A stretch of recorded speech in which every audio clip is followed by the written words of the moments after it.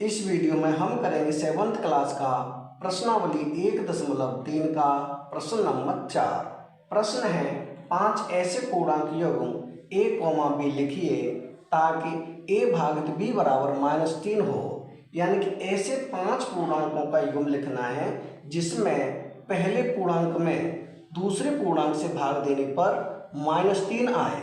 ऐसे हमें 5 जोड़े लिखने हैं। ऐसा एक युग्म 6 - 2 है।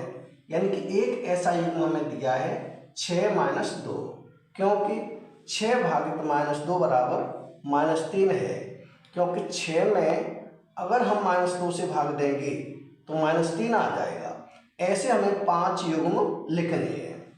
तो यहाँ लिखें पहला युग्म, जैसे ये है 6 - 2, तो इसके लिए हमें एक पूर्णांक प्लस में चाहिए और दूसरा माइनस में। पहले को हम माइनस में कर सकते हैं तो दूसरे को प्लस में करेंगे। तो एक तो हमारा यहीं से बन जाएगा, इसे कर दें -6 और 2। अगर हम -6 में 2 से भाग करेंगे तो -3 हो जाएगा। जैसे ये है -6 भागित है 2। अगर 2 का भाग 6 में देंगे 2 - 3 = 6। अब यहाँ माइनस है तो ये भी हो जाएगा माइनस। इसका मतलब एक युग्म हो जाएगा हमारा -6 और 2। अब लिखें हम यहाँ दूसरा युग्म। दूसरे युग्म में लिख दें एक संख्या लिख दें माइनस की, यानी -9, और दूसरा लिख दें +3। अगर हम -9 में 3 का भाग करेंगे तब भी -3 आ जाएगा। जैसे ये है -9 भाग करें हम 3 से तो 3 × 9, और यहाँ माइनस है तो ये हो जाएगा माइनस। यानी दूसरा हमारा युग्म हो जाएगा -9 और 3। अब देखें तीसरा युग्म।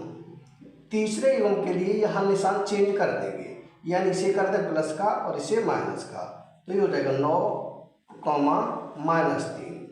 अगर हम 9 में -3 से भाग करेंगे तब भी -3 आ जाएगा। जैसे ये है 9 भागित -3, कितना आएगा 3 × 9, क्योंकि इसमें भी एक पूर्णांक प्लस में है और एक माइनस में है। अब देखें चौथा युग्म।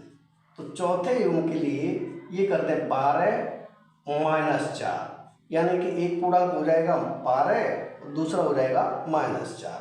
अगर हम 12 में -4 से भाग देंगे कितना आएगा 4 × 3 = 12, माइनस के 3 आएगा क्योंकि यहाँ माइनस है।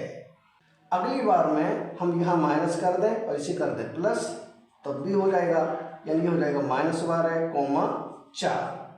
अब हम -12 में 4 का भाग देंगे तब भी -3 आएगा। जैसे -12 है भागित 4, कितना आएगा 4 × 3 = 12, यानी कि -3।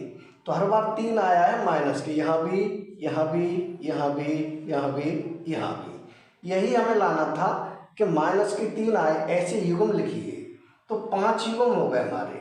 पहला युग्म हो जाएगा -6 2, दूसरा हो जाएगा -9 3, तीसरा हो जाएगा 9 - 3, चौथा युग्म हो जाएगा 12 - 4, पांचवा युग्म हो जाएगा -12 और 4। यानी ये हो जाएंगे हमारे 5 युग्म। यानी कि प्रश्न नंबर 4 हो चुका है कंप्लीट। अगर वीडियो पसंद आए तो लाइक करें, कमेंट करें, अपने दोस्तों के साथ शेयर करें। धन्यवाद।